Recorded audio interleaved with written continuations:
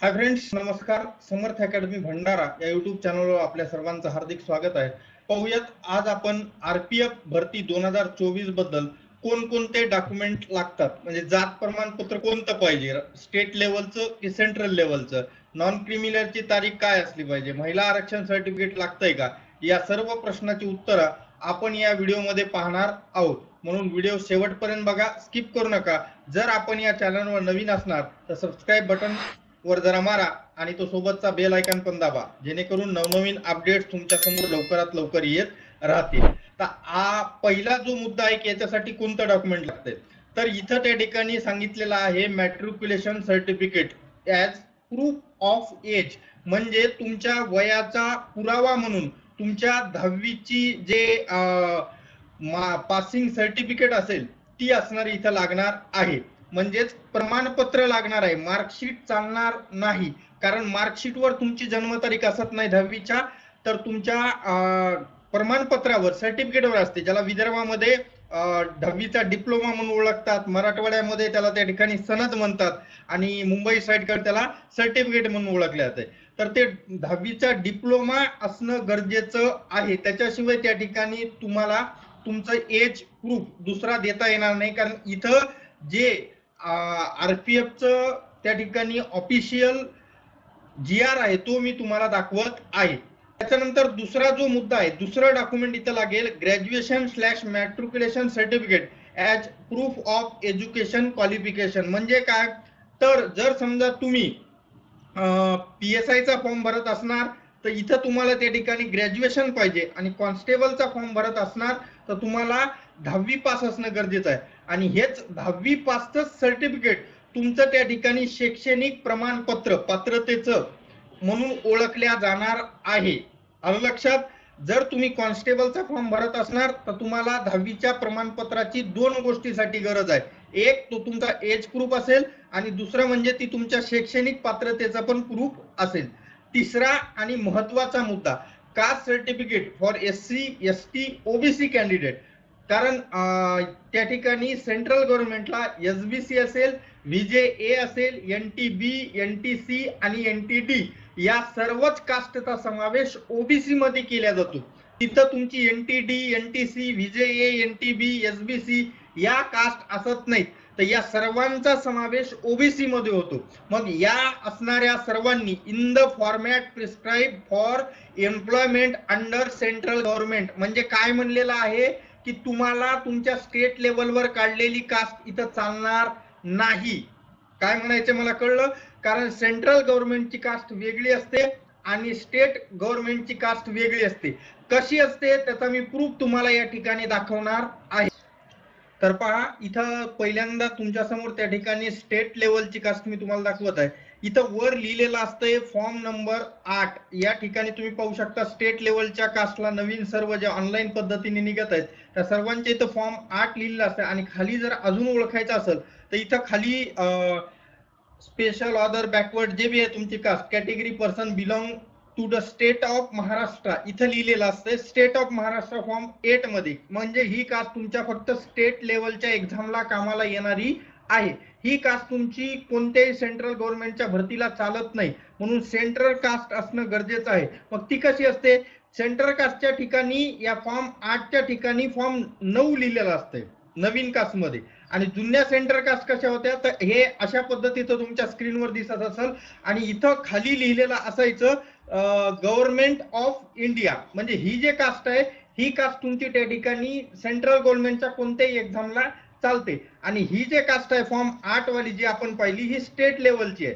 म्हणजे ह्या दोन वेगवेगळ्या कास्ट आहेत. स्टेट लेवलच्या कास्टवर सेंट्रल गव्हर्नमेंटची त्या ठिकाणी एक्झाम देता येते, पण ज्यावेळेस तुमचं डॉक्युमेंट व्हेरिफिकेशन होईल तेव्हा तुम्हाला त्या ठिकाणी सेंट्रल गव्हर्नमेंटची कास्ट लागेल. म्हणून फॉर्म भरण्याच्या अगोदर सेंट्रल गव्हर्नमेंटची कास्ट काढणं गरजेचं आहे. कोणाकोणाला? SC असेल, ST असेल, OBC.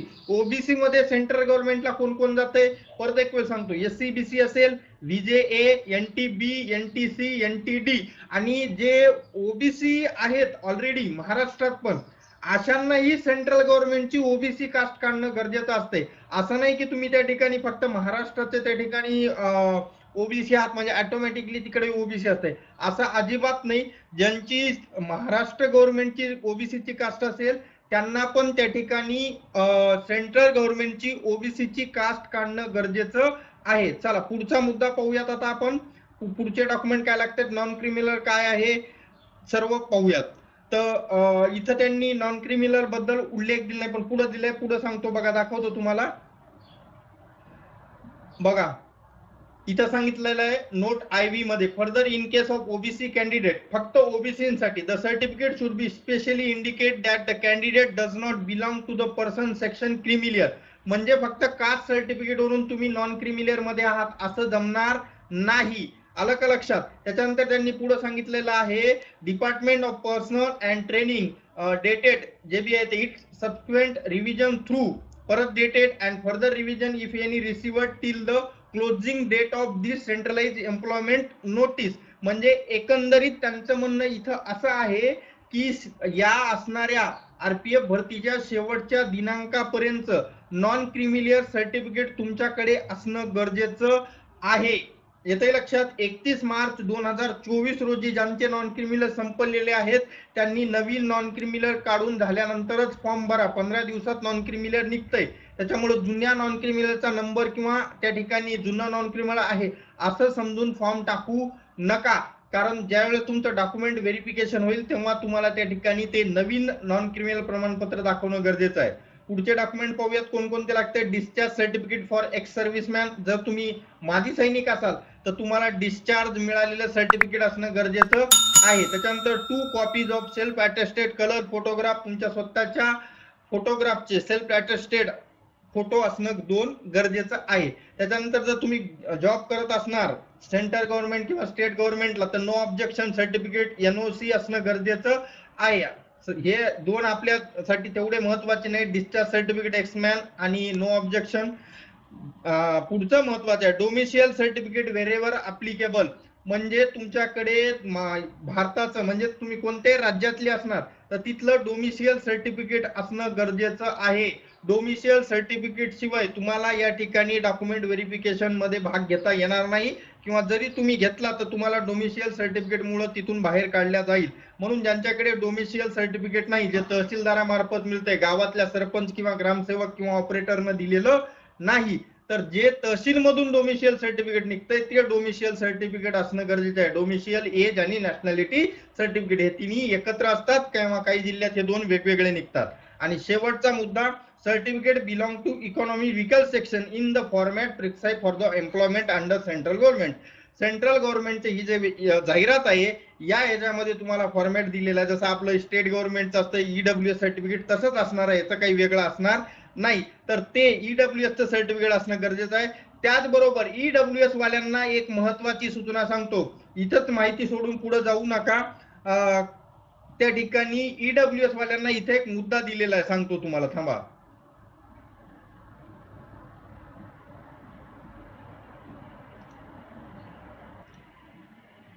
बघा इथं सांगितलेलं आहे EWS कॅटेगरीला economy backward classes have to submit income certificate at the time of document verification in the prescribe format of the letterhead of the issuing authority. म्हणजे तुम्ही जे EWS सर्टिफिकेट काढण्यासाठी इन्कम सर्टिफिकेट उत्पन्नाचा दाखला वापरता तो दाखला पण तुम्हाला सोबत ठेवणं गरजेचं आहे EWS वाल्यांसाठी. आलं लक्षात.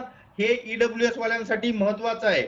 म्हणून हे अशा पद्धतीचे डॉक्युमेंट आरपीएफ भरतीसाठी तुमच्याकडे असणं गरजेचं आहे. ठीक आहे. अशा पद्धतीत सर्व माहिती मी तुम्हाला इथं दिलेली आहे. व्हिडिओ आवडल्यास लाईक करायला विसरू नका. जर आपण या चॅनलवर नवीन असणार तर ते सबस्क्राईब बटन मारा आणि बेल आयकॉनला पण दाबा, जेणेकरून नवनवीन अपडेट्स तुमच्या समोर लवकरात लवकर येत राहतील. भेटूयात पुढच्या व्हिडिओमध्ये. तोपर्यंत धन्यवाद. Take care.